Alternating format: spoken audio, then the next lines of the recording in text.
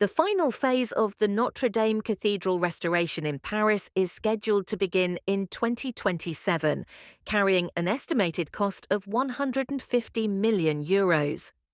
Following its historic reopening in December 2024, French authorities confirmed that this comprehensive phase will run until 2033.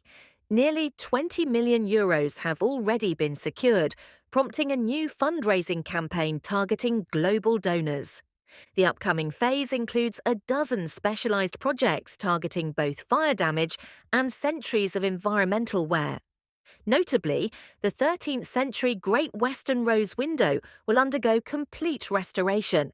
The north transept façades, medieval sculptures, and surrounding architectural features will also be structurally stabilised. Following the devastating 2019 fire, global donations totaling nearly €1 billion completely funded the initial 5-year reconstruction of the iconic cathedral.